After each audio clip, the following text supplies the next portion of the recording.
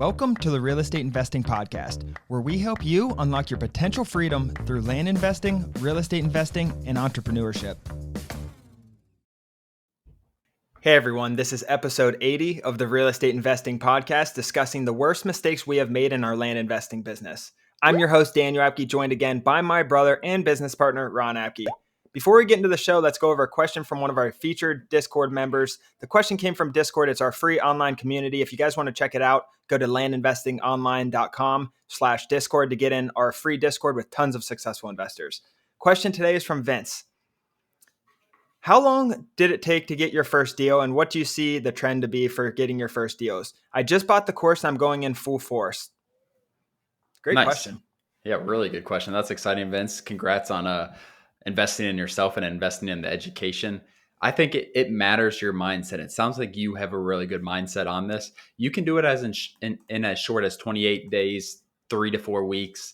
And it can be as long as however slow you do it. But realistically, if you go full force, I think you can send your first mailer between that 8 to 12 day mark. And you can be maybe not own the deal by day 28, day 30, but you can be under contract. You could have something entitled by that point. So it's not a hugely long process. It does take a lot of commitment at first to get to that point. But I think it can happen, Dan. I don't think I'm being too optimistic. I know we've had a coaching student, Wayne, who did this very fast. He's already got multiple deals where he's going to make $30,000, $40,000, $50,000, and he just got into his second month. So it's a mindset thing going into it. You got to really push to get within 30 days, but it is possible. I don't even know if yes, it's a push, but it's going to be a push either way. If you want to get your first deal under contract in 30 days, it's not that hard. I really believe that. Wayne took advantage. When Wayne bought the course, he was ready to get rolling. So he started the education right away. Right.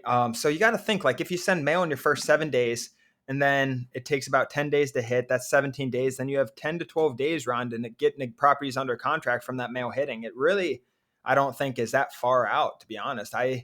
If I were to start from scratch again, a whole new business, I guarantee you we'd have things under contract. And I feel like if you guys were to just listen to what we're saying and how this works, and I know there's hesitation and stuff, obviously, with any business, but if you dive in full force, like Wayne, for example, and people who are really bought in, we see this time after time. And Wayne's a great example. We just talked to him last night. I said, Wayne, you brought us 5 to 6 deals the last couple of calls. How long have you been doing this? 3, 4 months is what I asked him. And he replied, he's like, this is my 30th day or something like that. He's done it 30 days and he has all these under contract. So that's just one example. Wayne's not the only one, I can promise you that, who has done that. So that's just our answer for you. But really good question, Vince, and I'm excited for you. Let's get into the show. The worst mistakes we have made in our land investing business, Ron. This is going to be a hot one, I feel like, because everyone wants to see what you call land gurus is how people kind of look at us. And I don't look at it that way, but just like anyone else, Ron, we make mistakes. We constantly make mistakes. We're always making mistakes. We made bad mistakes at first. We bought some bad land. We've also made a lot of business mistakes, I feel like, as well. So let's get into that. Yeah, for sure. It's I like talking about this stuff because I don't want people we might be knowledgeable on this topic, but definitely not gurus. I learn from our community all the time, every single day. I'm constantly trying to teach myself more about land and learning different aspects of things, learning how to do things differently. But like I said, we've bought in properties that are questionable without a doubt. I want to kind of keep this maybe possibly from a beginner aspect, not necessarily hiring, everything like that, Daniel. But do you want to get into what you have first? I can start if you want. Go ahead. Yeah, sounded like you wanted to. So one of the things that we did early on, we're just constantly learning different things we need to add to our due diligence list. And really the way you do that is by buying property that you maybe shouldn't have bought. And we had a property that we bought in a certain county, and it turned out to be a literal landfill.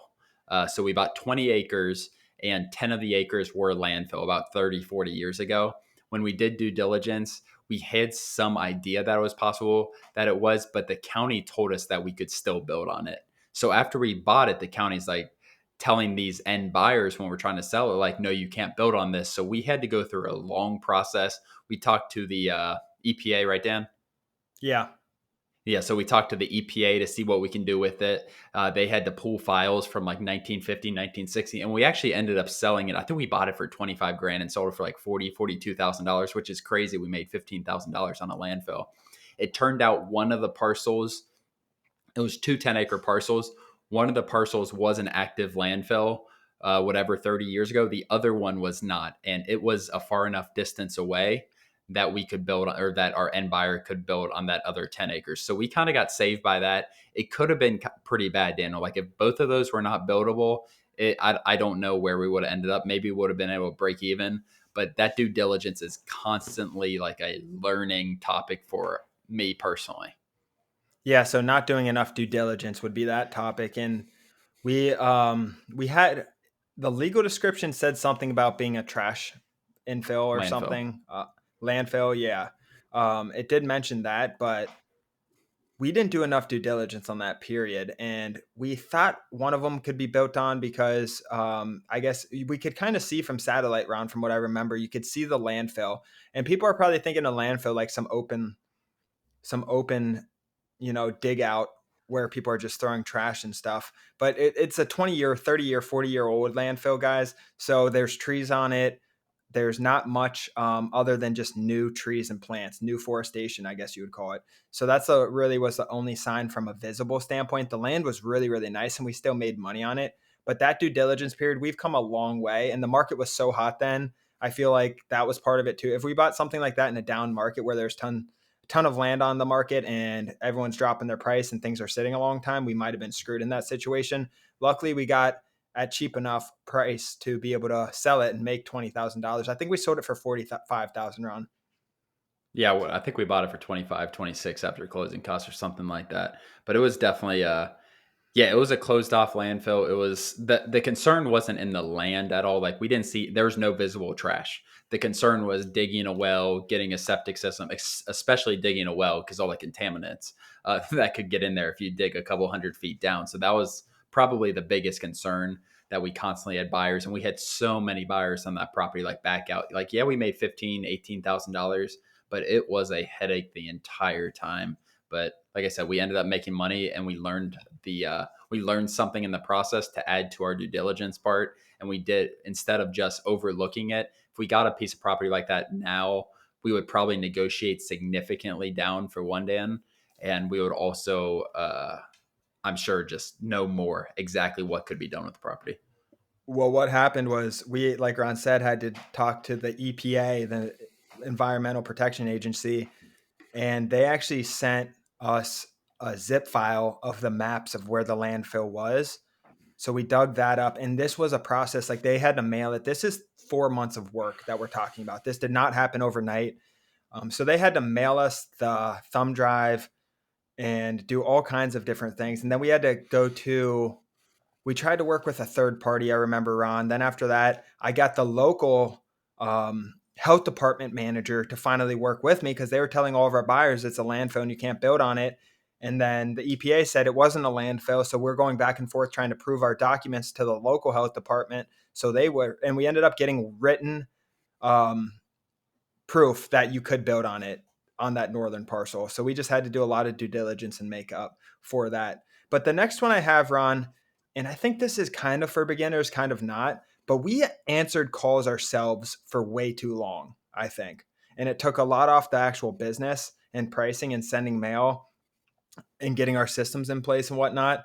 We were answering and we would miss calls too. Like we would be busy in our lives, be at, just doing everyday things, not be able to answer our calls all the time. But we answered our calls for a very long time, Ron. Yeah, for sure. That's a good point. I had that down kind of, but I didn't think about the time frame that we done it. It's really hard to scale. Like it was just Daniel and I for a good year or something, maybe I don't know, 8 to 14 months. It was just Daniel and I before we hired someone. And answering those phone calls, Daniel did most of it, but I know he missed phone calls. I know he missed potential deals. And then it was hard for me to increase the volume of mail I was sending because it was so time consuming for Daniel on that sales aspect versus if you use an answering service, maybe 20, 30, 40% of the calls you need to call back, Dan, opposed to Yeah. having to call back or talk to every single person who's yelling at you and just not happy. You just have So to many talk to wasted 25. calls.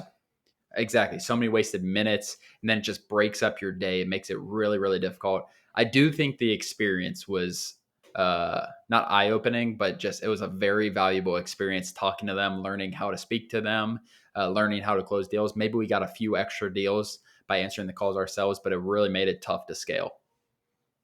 It definitely was a good learning experience. I don't know if you need 12, 14 months of that, but if you want to answer calls for the first couple months, go for it. It does break your day up if you're pricing, say you're pricing and doing valuable stuff, you're going to get your call at random times. It's going to break up your concentration, your focus. That was like the big thing for me. I remember your stories, Ron, like being on the bus driving, coaching and stuff, and being able to answer the calls while you were driving the bus or sitting on the bus or whatever you're doing and answering from your other job and whatnot. So it kind of was a fun process, really good learning experience. But going back, I would have outsourced that much sooner. The hesitation is always the fear of spending money. Pat Live cost per minute. That's the fear of spending money. That's what it was. I'm sure if it was free, Ron and I would have done it much earlier. I really think with the amount of minutes and mail we were sending out, we were just scared to spend that $7, 8, $900 on Pat Live. Yeah, and we spend that on answering service. It's probably nine. It's probably eight to 1,000 right now. $800 to 1,000, but it definitely adds up. That's all I had to talk about in terms of that one, Daniel. I wonder if you have this one down, but I know it's a huge one. Like one of the biggest things that I see from beginners is over analyzing deals without purchase agreements, and even worse, over analyzing deals before they talk to the seller. So if you are using an answering service, you get these calls in and you have like you just look at the deals before calling them back, and it's just insane the amount of time that is just spent and wasted. At the end, just make the phone call and talk to them and see their mindset. And then let's say that maybe they want to negotiate. Then you can look at the land and be like, okay, this is pretty good land. Maybe I can go up a little bit. But over analyzing in general without an agreement or without even talking to them on the phone is it just it's a time pit, Dan. Like it can take your entire day if you start doing that with every deal. Yeah, that's a really good point. And like Braun said, all of this is from what we learned and we would analyze. We'd think so far in the future. We'd have one call and it sounded kind of promising. And next thing you know, we're thinking of how much money we're going to be making off this one deal and getting all excited. And then they never call us back or we can't get a hold of them or whatever it is. And we wasted 5 hours due diligence. I have the deed pulled by this time. I'm looking at all the plat maps and all this stuff, talking to the counties and whatnot. So just get the purchase agreement before you start all this. Obviously, if you have $1 million property, it's going to be a little bit different. But for 99% of you who don't have $1 million plus properties, get the purchase agreement before you start doing all this work. We see our coaching members are good because we really tell them this when they send us deals that they don't have. I don't look at it that much because now I'm wasting their time and my time and showing them that they should be doing this instead of them just getting the purchase agreement and sending it to us when we have it. So that's huge, Ron. I did not have that down, but I think that's one of the hardest things to overcome in this business, especially at first when you're slower. And you want to think so much about the potential of a deal. At the end of the day, there's no potential unless you actually get that agreement or have that phone call with them or something like that. And there's so much more value in you sending your next mailer opposed to you over analyzing a deal where you don't have a contract. So it's and like this episode's about us, Dan. So I want to keep it on track. Like this was something that we up till probably a year ago that we really struggled with, and I constantly was kind of looking at just what calls come in because it's Daniel's responsibility to call them back when we didn't have a salesperson. And I would just like look at the calls and see what deals we have. And uh, it's just all potential at the end of the day. There's nothing actually there sufficient. So just spending your time on what is valuable is the lesson that I learned from that. Yeah, my next one, Ron, that I have on here kind of goes with pricing. I think it's for beginners too, just not understanding how to remove bad comps and just really inaccurate pricing. I mean, it's a major mistake. We teach that as best as we can in our course. We have an advanced pricing module and a regular pricing module, but there are so many bad comps on the module or on the MLS and Zillow and whatnot that you have to figure out how to filter through those bad comps. I feel like that is it's more of a science it's more an art than a science, Ron. And it's more of a feel, like just looking through, seeing that that one's a riverfront property, seeing the other one's landlocked. Maybe it's going for a third of the riverfront or a fourth of the riverfront property, seeing the different attributes and access and everything just from scrolling really quickly and then going through making sure it was actually listed properly, it was pending sale, and it was sold. Going through all of those checks and balances, I think, Ron, is one of the harder things to get over. For sure. And getting that, we talk about it quite a bit. Like everyone's concerned about the offer percent or what percent they're offering. At the end of the day, that doesn't matter at all if your market value is incorrect. And when we first do it, like the mistakes that I made personally pricing was I would try to price at whatever 35, 40% of market value. I would look at it a couple weeks later when I start getting calls back, like no one wants to sell. Wow, that's crazy. I would look at it like, wow, I'm way underpriced. I thought I priced at 40%. This is pricing at like 15, 20%. So that is a huge thing. And all that is what Dan was talking about, getting rid of bad comps, getting rid of that 4 acres that is a comp for $8,000 when really everything for that's 4 acres is selling for $35,000, $40,000. That $8,000 comp is going to pull your market value way down and screw up your pricing. So it's a huge learning curve. It is extreme. It's way more difficult. It's easier said than done, I think, to actually do that and to do that in your mailers because sometimes there's not that many good comps, Daniel. But using the good comps and avoiding the bad comps is crucial in pricing accurately. Yeah, pricing, getting deals back, figuring out what you're going to list it for, everything. I mean, it's the naming. We always say the hardest part of this business, Ron, is being able to say yes or no to a property. This is the first step, understanding what a property is actually going to sell for and what we're actually going to be able to list it for and get some movement on it. The next one I have, Ron, curious to see your opinion on this, is really relying on realtors too much. We see that a lot. And I probably 4 or 5 months ago, I may have not said that, but just looking at our Discord comments and the feedback you gave from the recent realtors as well, and our experience with that, I feel like that can be a pretty major hurdle to overcome because once you realize that realtors don't have the same techniques we do for pricing, we're much better at pricing than realtors. I mean, there might be some out there, but I just feel like we're much better on.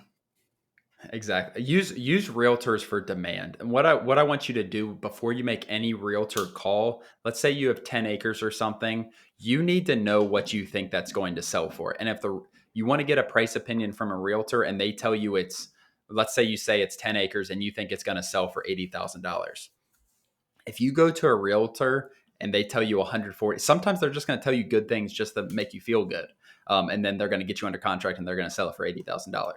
But if they tell you $140,000, just tell them like, oh, really? Like, can you send me some comps kind of supporting that? That's what I ask these realtors to do. If they tell you $40,000 on that same property, okay, really? Can you send me some comps on that? I'm curious to where you're getting your numbers from. And that's how I word it. I don't try to act like I know exactly what it's going to sell for because I don't at the end of the day. And maybe they can find some comps like, listen, this is a really hot area. There's nothing really for sale. I think it's going to sell. I see comps at $80,000, $90,000, but I think it's going to sell for $120,000 because there's nothing we're competing with. All right, that's a really good explanation.